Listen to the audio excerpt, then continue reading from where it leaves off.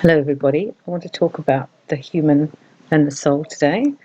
We come in as a soul into our human body. We would have decided when we're in the Garden of Remembrance what sex we wanted to begin with, who we wanted to be in terms of what ancestry we'd have this life, whether our hair was brown or blonde, whether we were tall or thin.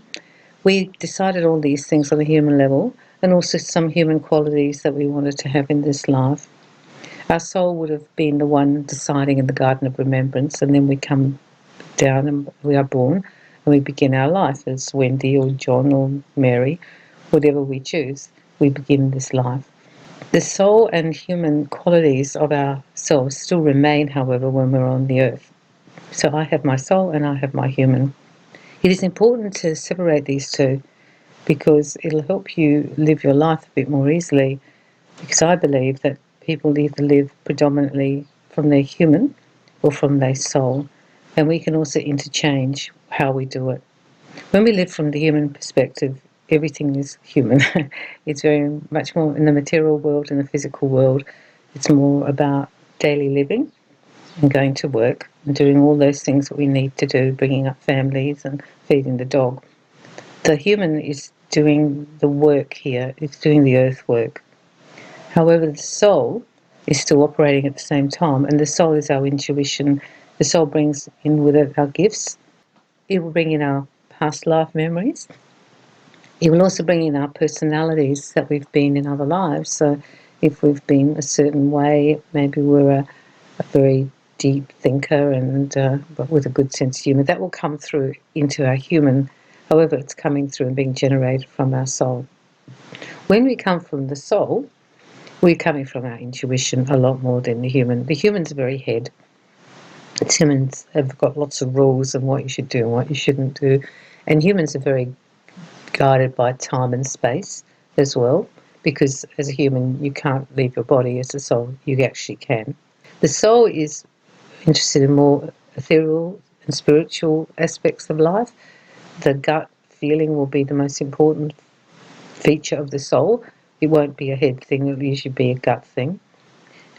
And why I've decided to do this podcast is because I think it's important, once you can establish which one you put first.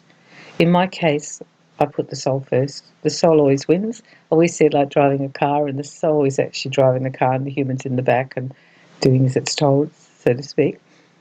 At times the human will be first with me because I'm living in a human world.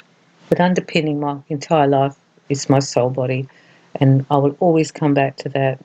I'll always come back to how it feels, what I feel intuitively I should do, and also I will draw from that, from how I want to behave. Human behaviour is good and also rather bad, and we can be selfish as humans, entitled, and there's a lot of ego with human behaviour. It's part of being humans, I think. The soul, however, isn't interested in self as much. The soul knows what its purpose is, to come down here and do work, help other people, be loving and kind, and do what we said we'd do in the Garden of Remembrance. The soul is also working at a high level, vibrationally.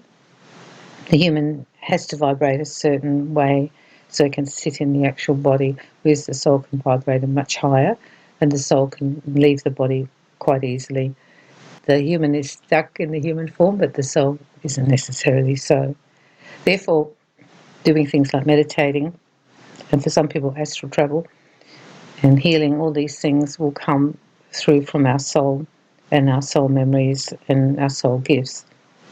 It's important to understand other people too, because then we can adjust to what they're like.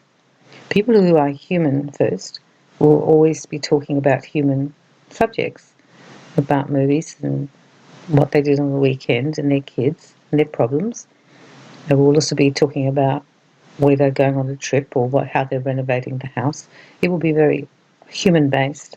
The human emotions also are more noticeably different to soul. You'll find human emotions are usually anger and fear.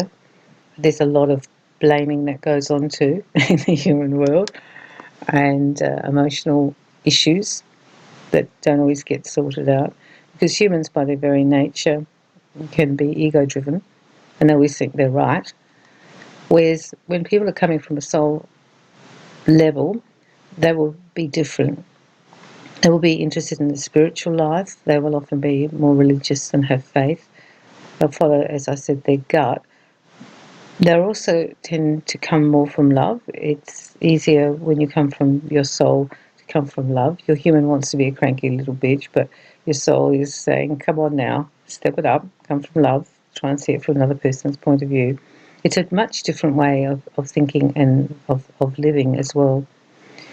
There are many people here on the earth who are quite highly developed souls have come in to do work down here because the earth's a little bit of crisis these days.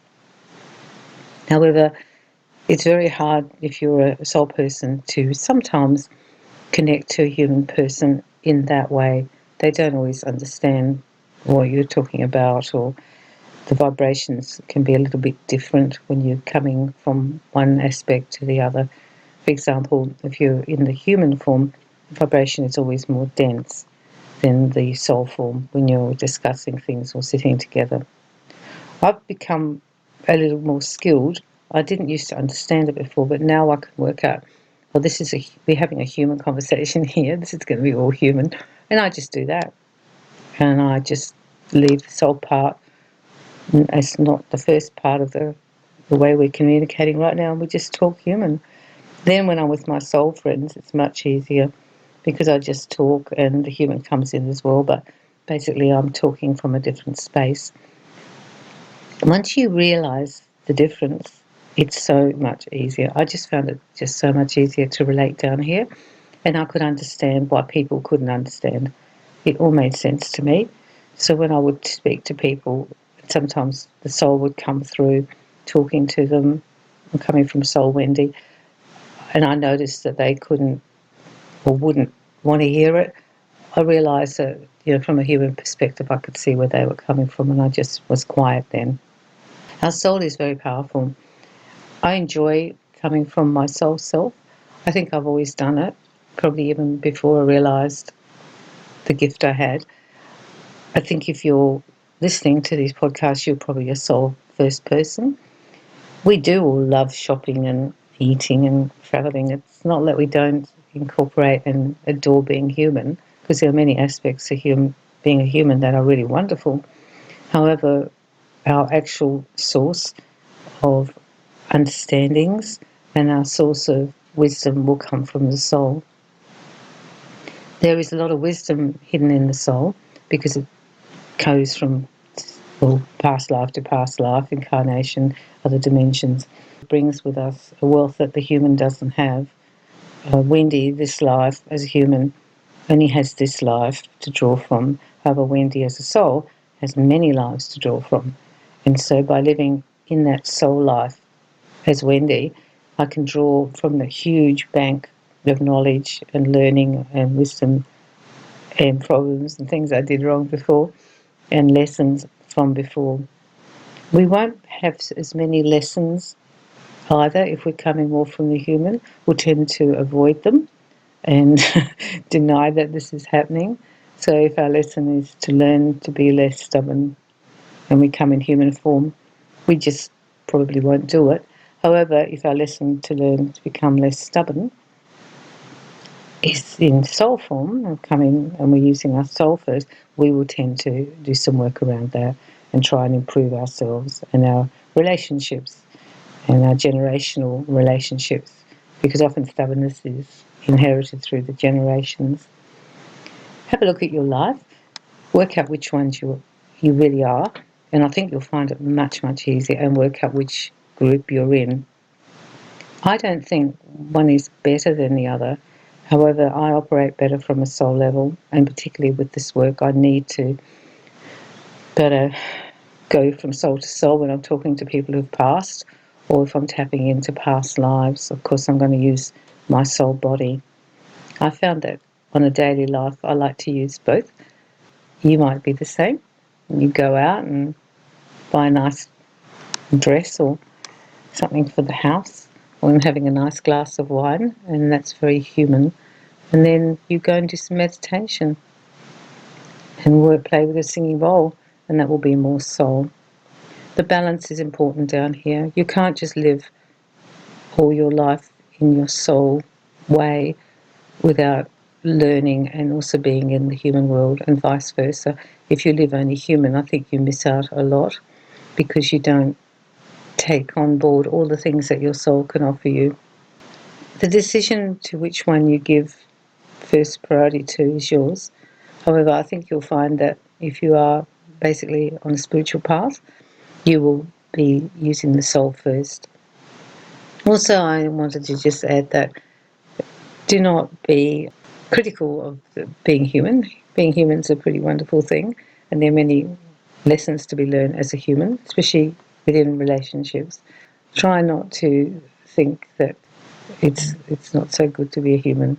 Sometimes we're down here to learn all the human things, and that actually helps our soul development.